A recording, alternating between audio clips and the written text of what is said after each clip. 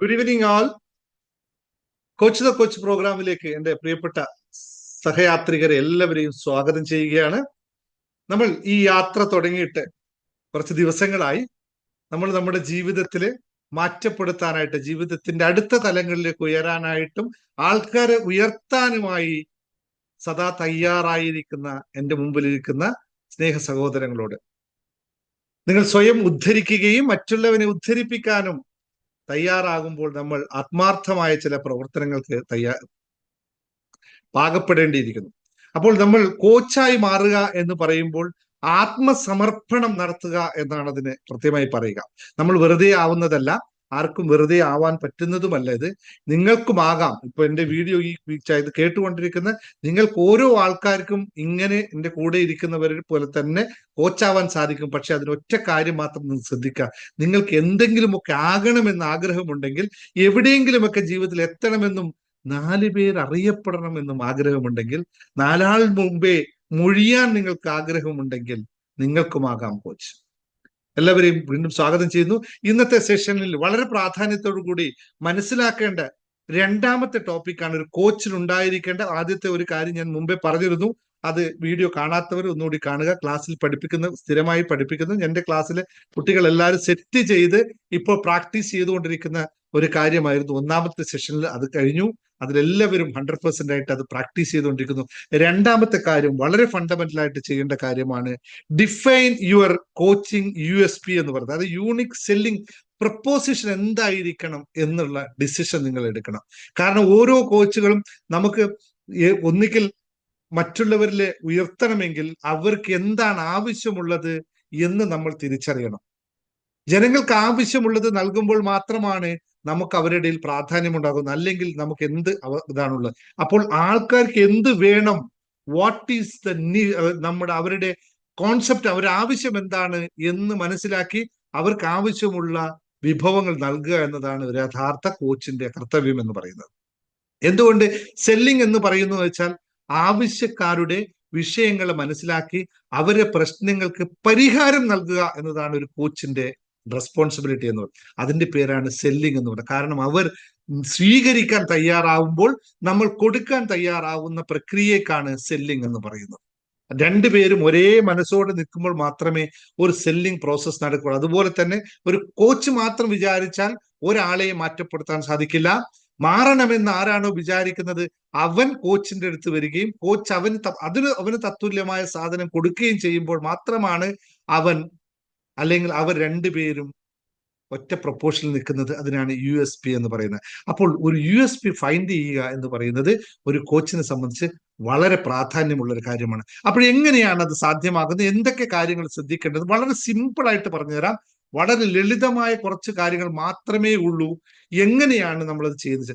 നിങ്ങളുടെ കോച്ചിങ് മറ്റ് കോച്ചുമാരിൽ നിന്നും എങ്ങനെ വ്യത്യസ്തമുള്ളതായിരിക്കണമെന്ന് ഡിസൈഡ് ചെയ്യുക. Write the point below. നിങ്ങൾ ഇപ്പൊ തന്നെ തീരുമാനിച്ച് എഴുതുക.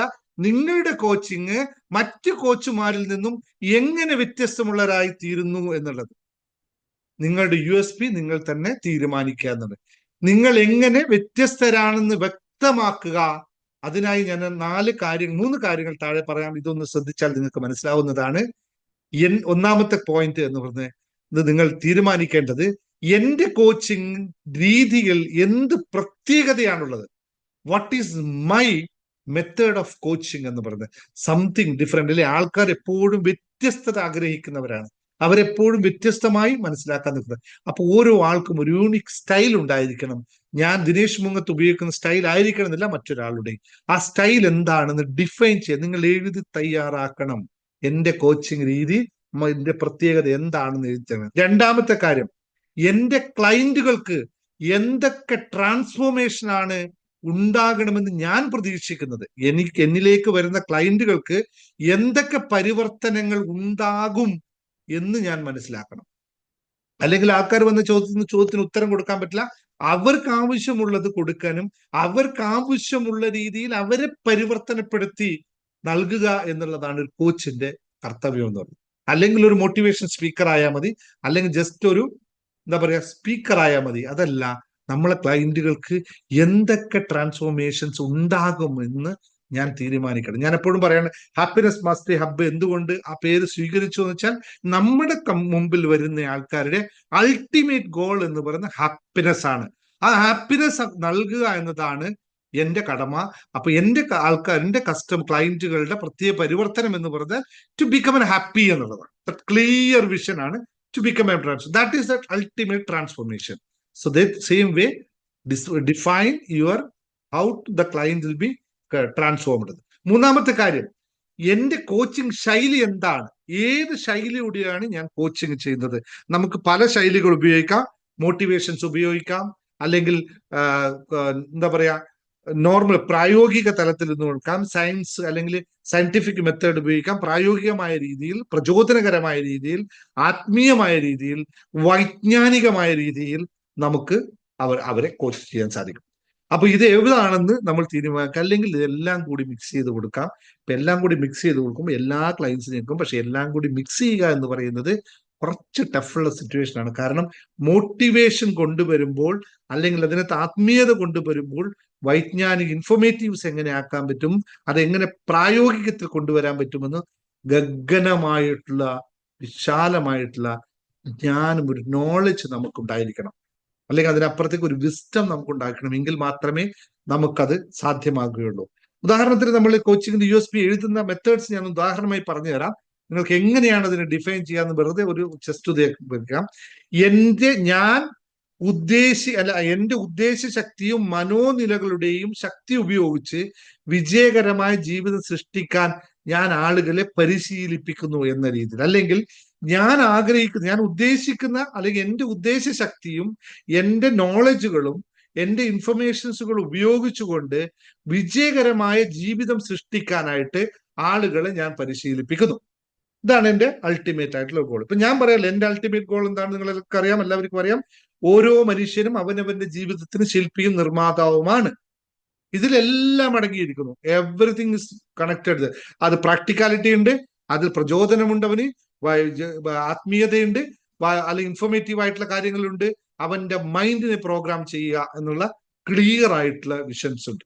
ഇത്രയും ക്ലാരിറ്റിയോടുകൂടി നമുക്ക് നോക്കണം. അതുപോലെ തന്നെ മറ്റൊരു ഉദാഹരണം പറയാം.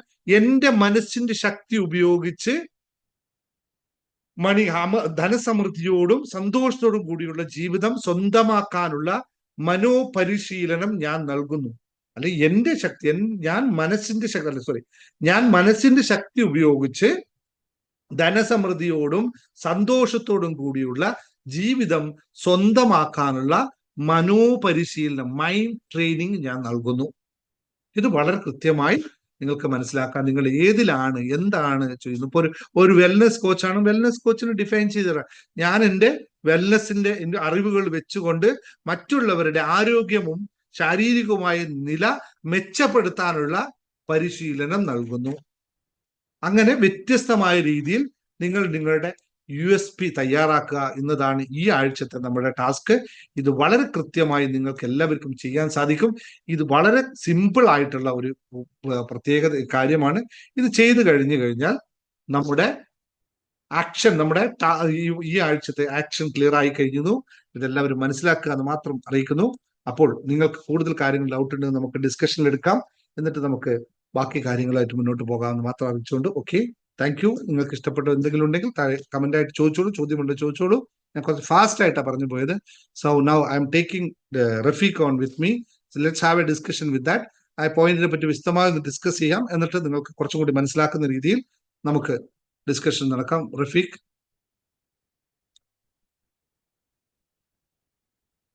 Okay, welcome Rafeeq. Hi sir, good evening.